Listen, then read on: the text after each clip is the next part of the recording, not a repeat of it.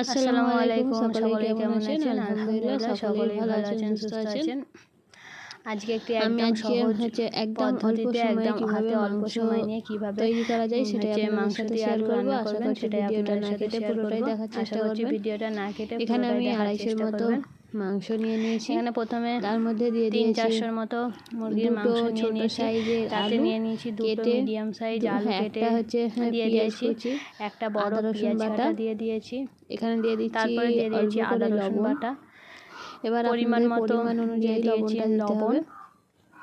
তারপরে দিয়ে দিচ্ছি লঙ্কা গুঁড়ো, লঙ্কা গুঁড়োর পর দিয়ে দেবো অল্প করে হলুদ গুঁড়ো দিয়ে দিয়েছি। দেওয়ার পরে দিয়ে দেবো 2 থেকে 3টে তেজপাতা, পরিমাণ মতো 2 থেকে 3টে তেজপাতাটা ভালো করে পরিষ্কার করে ধুয়ে নিতে হবে। তাই এখানে তেজপাতা 3 থেকে 4টে তেজপাতা। এবার দিয়ে দেবো এতে তেজপাতা দিয়ে দেওয়ার পর দিয়ে দিচ্ছি সরিষার তেল।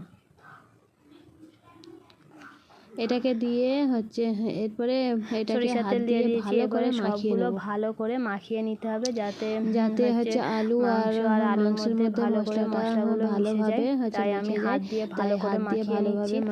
এরপরে যাদের হাতে সময় আছে তারা রেস্টে রেখে দেবেন, যাদের হাতে সময় নেই তারা এইভাবে মাখিয়ে নেওয়ার পর সঙ্গে সঙ্গে রান্না করবেন, দেখবেন খুবই উপকারে আসবে। এটা রেখে দিলে আর একটু স্বাদটা ভালো হয়। একদম ঝামেলা ছাড়াই আমার হাতে সময় নেই তাই হাতে মেখে কিছুক্ষণ রেস্টের জন্য রেখে দিয়েছিলাম। এর আধা ঘন্টার মতো যাদের হাতে সময় আছে তারা রেস্টে রাখবেন, না হলে সঙ্গে সঙ্গে রান্না করে নেবেন, অসুবিধা নেই। হাতে মাখিয়ে রেখেছিলাম সেটা আমি আধা ঘন্টা রেস্টের পর এটাকে এবারে কড়াইয়ে ভালো করে নেড়ে চেড়ে এটাকে ঢাকনা দিয়ে রেখে দেবো। দিয়ে একটু ভালো করে নাড়াচাড়া করে নিয়ে এটাকে সেদ্ধ হতে যেহেতু বেশি সময় লাগে না তাই এটাকে জোরেই আঁচ দেবো। ঢাকনা দিয়ে ঢাকনা দিয়ে রেখেছিলাম। দেখুন মুরগির মাংসের পানি বার হয়, তাই পানি বার হয়েছে, এতে আলাদা করে তেমন কোনো পানি দিতে হয় না।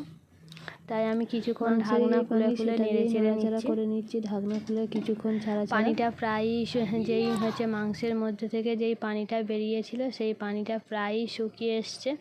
এটাকে ভালো করে কিছুক্ষণ সময় নিয়ে নাড়াচাড়া করে নিচ্ছি, ভালো করে কষে নিচ্ছি।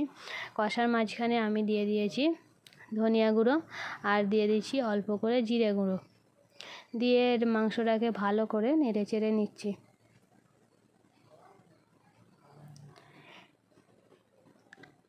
ভালো করে নাড়াচাড়া করে নিচ্ছি। এটা নাড়াচাড়া করে একটু অল্প পরিমাণ পানি দিচ্ছি, কারণ নিচে যেহেতু জোরে আঁচ দিতে হবে তাই নিচে একটু মতো বসে গেছে, তাই অল্প করে পানি দিয়ে ভালো করে নাড়াচাড়া করে নিচ্ছি। বেশি পানি দিলে কিন্তু মাংসটা পুরো ঘেঁটে যাবে, তাই এটাকে অল্প করে পানি দিয়ে ভালো করে নাড়াচাড়া কিছুক্ষণ সময়ের মধ্যে করে নিচ্ছি। আর আমার এই রেসিপি ভিডিও যদি আপনাদের ভালো লেগে থাকে তাহলে লাইক করবেন, কমেন্ট করবেন, প্লিজ চ্যানেলটাকে সাবস্ক্রাইব করে দেবেন। কিছুক্ষণ কষার পরে এতে পরিমাণ মতো পানি দিয়ে দিচ্ছি, খুব বেশি পানি নয়, যাতে আলু আর মাংসটা একটু ডুবো ডুবো ভাব থাকে, গায়ে গায়ে মতো লেগে থাকে ঝোলটা। তাই এটাকে অল্প পরিমাণ পানি দিয়ে এটাকে ঢাকনা দিয়ে রেখে দেবো যতক্ষণ না পানি ফুটে। পানি ফোটার জন্য অপেক্ষা করব।